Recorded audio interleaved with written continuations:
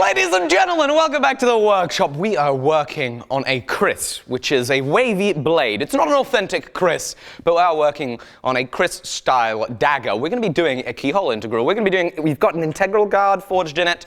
This is going to be another extremely complex project. We made Feather Damascus in episode 1. You're here on episode 3. I'm wearing a long sleeve. It's not stupid if it works t-shirt, which is going to be very handy because we're probably going to need to use that motto on a few occasions today, so thank you for joining me. We need to get started, and I have no idea what the first step is, but you're going to see it in a sec. So I found out what it is that we're going to do after much deliberation, and it's as follows. So here we have on our sketch a decent degree of width to work with our bevels. In fact, about 34.46 millimeters, depending from where on the thick pencil scratch lines you measure. Here, we're short. We're 31.3, and that's with forged scale on it, and that's before even accounting for the loss of the material once it is that we grind down the width there. That needs to be thicker right in here for us to get the appropriate swell out from our hopefully roughly inch width right there. Now, the reason that happened is because I did not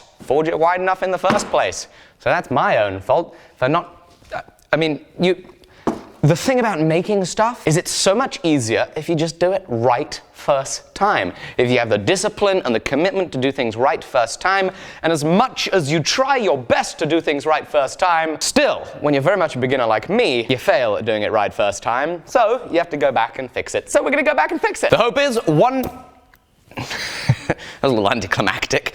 The hope is one day we get good enough to be able to make sure that we have the discipline to always do things right first time. And we don't allow ourselves the excuse of it'll be good enough. Everything's easier when it's done right first time. As you can see, we finally got oxygen. Here in the workshop there was no power yesterday, which allowed me to do a good day of running errands. So I finally got oxygen for us to be able to use the torch.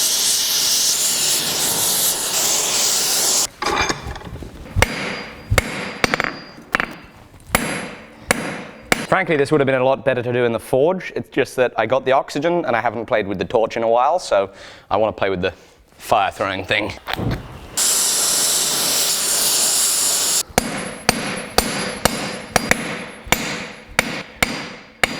Well, there we go. That's a little bit better. That's why forging is good. Hey, we're starting to get there. It's amazing what measuring will do.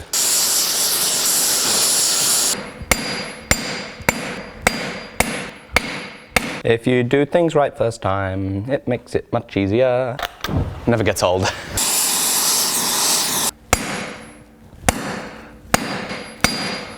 Okay, now we're going to straighten it. And though this has distorted the pattern, I think this is going to be a lot of help in getting the shape and form that we want. I bought this torch set when I was 16 years old. I distinctly remember being rather surprised that I was able to online, just order to a certain extent, flamethrower, and it was very exciting because I had to teach myself how to use it. So when you get the proportion of oxygen to fuel wrong on this, it'll make a horribly terrifying noise. Sounds like a 22 going off. And so first time using one of these, accidentally making it pop, I terrified myself. And I'm thinking to myself, I'm about to die. I'm about to send the fire back to the propane tank. My whole workshop's gonna explode. And thankfully, it did not, and I'm alive. And the pop is relatively innocuous. But still, this is an extremely dangerous piece of equipment. You don't realize just how far that heat travels. Of course, you want flashback arresters on your tanks and what have you. I'm not gonna demonstrate the pop, because I don't have any hearing protection on. And that would be silly. So now what we're going to do is we're going to use the vise to straighten it. Now, we've left a flat spot, so we shouldn't have damaged the ability to flatten this whole thing. We've just basically sped up the process of grinding it by doing this. We've deformed the pattern.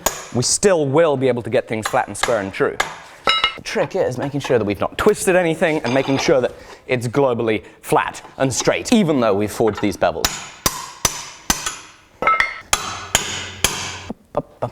Very difficult to sight down this and make it straight, but we really, really must do everything we can to make sure it is straight, so we have the least amount of stock removal to do and we can keep heft in it, or at least keep the option of heft. Okay, there we go.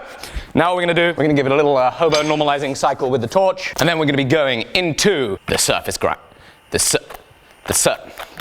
surface grinder. So in the surface grinder we are after a little hobo normalizing session there, and my plan is as follows. We are going to set this up here, square to our back plate, and we are going to surface grind all of this material away. We're going to get ourselves a square shoulder here, and we're going to create a flat in these here first 4 inches that we can reference off of for the rest of the blade. Does that sound like it's not going to work? Probably does, because I have no clue if it will.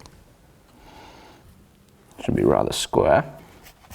There we go. That will hopefully help stiffen her up. This feels extremely dangerous to do. So hopefully we've blocked this up in a way that's relatively safe. I'm going to try and not skewer myself on this.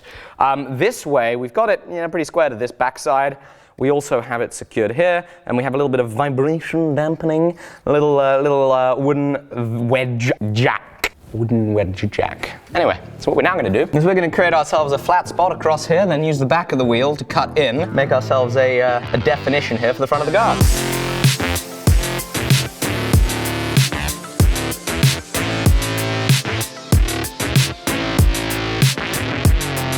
Right, so I wasn't completely confident that I had it square in my setup there, so what I've just gone ahead and done is throw an indicator on there just so that we can be completely 100% sure.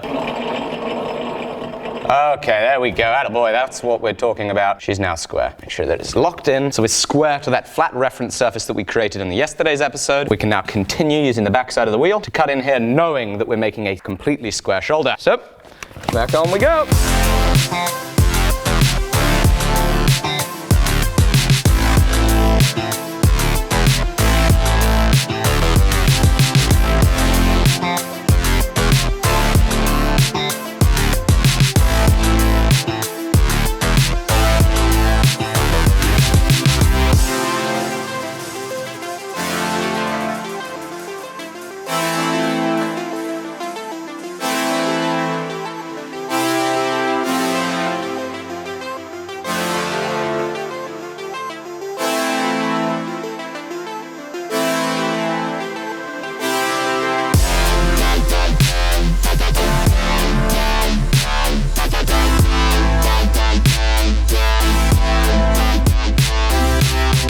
Okie dokie, so we have flat spotted this, which is good, which means that this is now flat to this. This back surface here is perpendicular to our flat reference surfaces here, which is good. It's nice to start establishing a baseline of flatness and straightness and squareness. The only worry is, which just realized to me, is that it's likely going to warp when we heat treat it, so this might all be in vain. I've decided we're not going to surface grind this whole surface. What we're going to do instead is we're going to use this and this as a reference to then be able to scribe lines for us to rough grind bevels to and rough grind widths to instead of surface grinding it, because I really don't want to be thinning down this area too much by making it all parallel. It needs a distal taper anyway, so there's no point me even trying to make it all flat and parallel. So now that we have this, we will zero this. We will squeegee. Look at that squeegee. This is the perfect surface grinder squeegee. Look at that. That's beautiful. We'll clean this. 13.07, 13.08, 13.08. If I'm not mistaken, that means that once we flip it over, once we reach 0 up here, in addition to 13.8 here, which should also be 0, we should have a perfectly centered reference point on the ricasso of the blade that we can work off of to scribe the rest of the blade into straightness and flatness and goodness. Holy granola! It's trying to be accurate, fun, and difficult. But back to the surface grinding we go.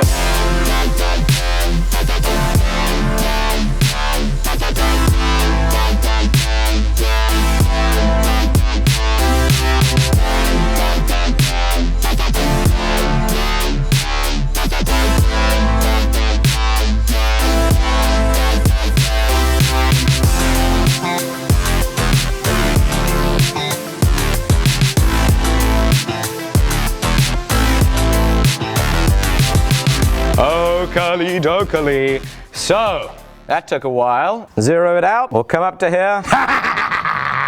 Oh yes! There we go! Woo! Woo! Yeah! We got a little leak issue with this surface grinder though. It comes off the back of this table there, so we get to play with puddles. So, what we're going to do is we're going to blue dike my blade. Oh, blue dike I'm out of blue dicum. Duh. Aye, that's too much blue dicum. That is a smelly smell. That's a lot of blue dicum fumes. Right, I'm just gonna let it dry. I actually made a mistake. This was so silly. One thing I had done off camera at the end of the last episode is I made sure that our center point here was in line with the center line off of these flat surfaces. I forgot to measure it again after hammering the edge this morning, which has obviously made it go all weird. What I've decided to do is I've decided to take our bend from gotta use the torch. Soon I will stop making mistakes. Nah, that's a lie. I'm never gonna stop making mistakes. I just made another mistake. I do not have a pair of gloves. Ugh. Oh, boy! I bent it too much. What a nincompoop. This is super duper difficult to eyeball. Ah, it's a little better. It's a little far off. It's not quite there. More bend. That was a waste of blue dicum. There we go, perfect. Now we just got to make sure it's straight. Just easier said than done.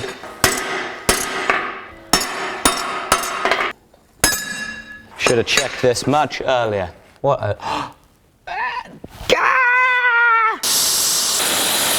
Look at this! When you heat it, the blade moves. That's amazing. Should have done this earlier. Goodness gracious. See, it's hilarious, because when I forgot about this, I was talking about doing things right first time and not making mistakes because you do it right first time, and then I don't do it right first time. Wow, I've got a long way to go. Got a long way to go, and a short time to get there. While that cools down, let us have a little bit of an interlude, a little bit of a lighting interlude. Okay, so a little interlude time. Here we have lights up on a grid, as you can see. And, you know, they're good when we're trying to light stuff that's a little further away, to have them up high like this. It also means we don't bump our heads. This one here is the main front light for lighting my face. And it's a little bit high up, which means that the angle that it hits, it's just a little too much. I want to lower it a little bit. Now, it is on a bracket, clamping it to a tube like this. The spigot is yay long. I want to increase the length of this spigot by about 8 or 10 inches or something. So what I've done is I have unscrewed this spigot. It was Loctited to hell and back. And we are now going to make one of these that's about a foot long on the lathe real fast. Then we're going to lower that, and we'll be back to normal programming. So this 15.6, 16.5, that's close enough. Right into the lathe. No way. Worked. That's a good throw. Turn that on, make sure we're in gear, everything's clear. Here we go. Face it off. Put a chuck in the tailstock. Center drill in the chuck. 6.5 millimeter drill. Engage the coolant. Turn. Ah! Too much. Pull this out. I'm going to put a tap in our chuck. Use plenty of cutting fluid and start cutting the threads. Clean off the chips. More oil. That's deep enough for our purposes. This tool obviously cuts only on the one side, so we're going to switch to this tool holder and that carbide insert, because as you can see, that's going to allow us to groove in right in the middle there. We're also going to take 0.4 of a millimeter off the diameter.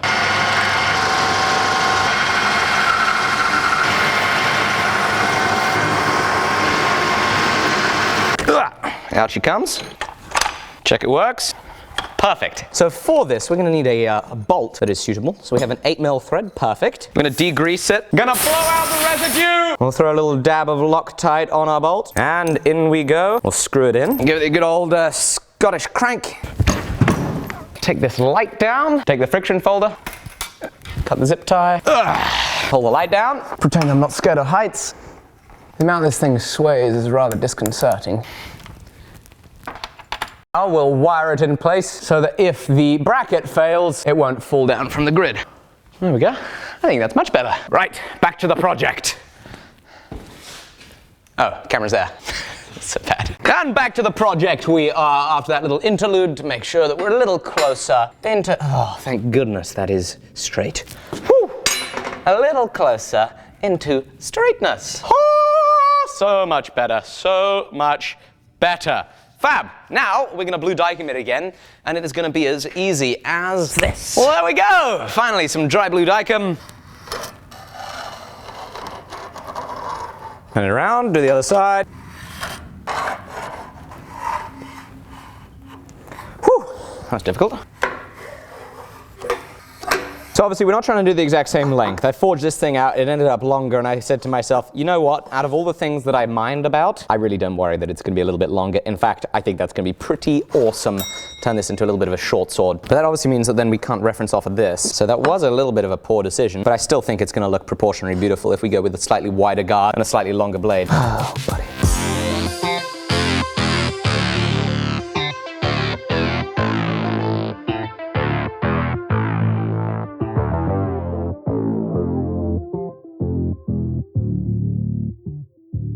So I have spent an enormous amount of time working out the profile here, looking at it, making sure that we have a consistent taper. How on earth it would be possible to make sure that that taper is a consistent amount the whole way down, I have no idea. I used my eye, I've been looking at it a lot, and I think that we are about there. We're 24.5 millimeters wide here at the ricasso, and our pattern starts to bend right here. And so what we're going to do is we're going to have an angle plunge line for the dagger, and that is going to start right about there with these two radiuses that come out and bring that edge out. Now what we're going to do is we're going to use this flat surface here as a reference point. We could also use this flat surface, it doesn't matter, because they are all parallel. And we're going to do 3 scribe lines on each side. One is a scribe line on the edge showing this measurement right here so that we can grind it down. I don't know why it is that I chose not to surface grind it. I can't remember that, even though that was just a few hours ago. But I guess we didn't surface grind it for whatever.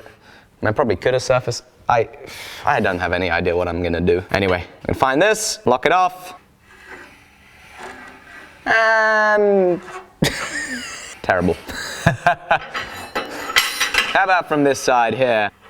Oh yeah, we were, oh no. Maybe that's why we didn't surface grind it. Oh, there we go. Well, that idea was a bust. Oh boy. Now what we're gonna do is we're gonna scribe the center. 19.69, 9.39? 399? 9.399? We'll flip her over. Oh boy, that's not good. Well, this brings us some complexities. You can see we're extremely close to our scribe line right here. Me no likey. Extremely close to our scribe line right there, which means that these bevels, when I forged them this morning, were indeed twisted to our center line. So that's going to cause some issues and require us to be very, very, very careful with our grinding so that we don't exceed that. Aside from that, this is just a whole huge amount of fun. Not really. There's a lot of warp in here. We have a lot of grinding to do. Does that curve out that way? Oh, gee whiz balls. I might have straightened it. Ah, I see the problem. Man, that's a big problem. What we have is a twisted blade. The blade is twisted to all our flat reference marks. Marks. Got there eventually. Which means, obviously, we have to untwist it. Which means we are going to take the torch and we're going to heat it up and we're going to untwist it, hopefully without damaging these flat reference points here. So I'm going to make sure that we don't bend from here, so we only heat up there. Or maybe we do bend from there. I'm not sure. Either way, we're going to use the torch. So we're going to play with some more fire and we're going to untwist it. Oh, that's freaky. Look at that. It moves it moves 1/8 of an inch. That's crazy. Right. So now what's going to happen is all that effort that we put into straightening it is going to be taken out by us twisting it and bending it. Now we see how badly we broke it. Oh man, that's much better. Still close there. That's going to be a pig. Oh man, that's much more central globally. Still have that issue back down there. Dang it, no! Oh, Willy Wonka. Oh, much better there. Not better there. This is so difficult. Goodness gracious me.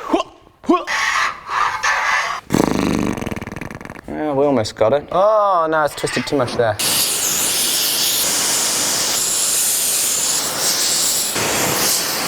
This might be a way to destroy some equipment. However, so Liam Hoffman did this when he heat treated the collaboration Kopesh that we made. And as I'm really struggling to get this thing flat, it occurred to me, you know what? Maybe this will help. It might destroy my mag chuck, but maybe it'll help. Well, that did nothing. Yeah, so it's much softer as it's cooling down after a hardening process than it is right now, and I think that's how it was able to straighten the Kopesh when he heat treated it, because it didn't do anything there. Not enough clamping force to grip it down. This is a nightmare. Trying to make a sinusoidal shape straight.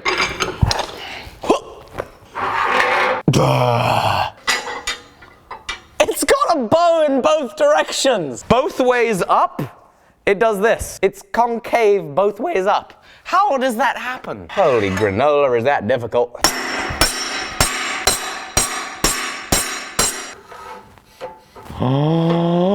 What? No! So close. No! Right, I'm going to be straightening this for a long time. Make sure that you hit subscribe so that tomorrow, after I've spent the remainder of this evening trying to make something that's sinusoidal straight, you will be able to see the results. On tomorrow's episode, we're going to be rough grinding the bevels, which means that I'm going to be trying to grind this sinusoidal curve that I can't even get straight. So it's going to be a lot of fun. Hit that subscribe button, and the It's Not Stupid If It Works shirt might have to be discontinued because this is not working and it definitely is stupid. So make sure that you go to alecsteelshop.com right now to get it before it disappears, because at this rate, it might have to. Thank you. It's been a pleasure. It's been very sinusoidal. I will see you tomorrow on the next episode.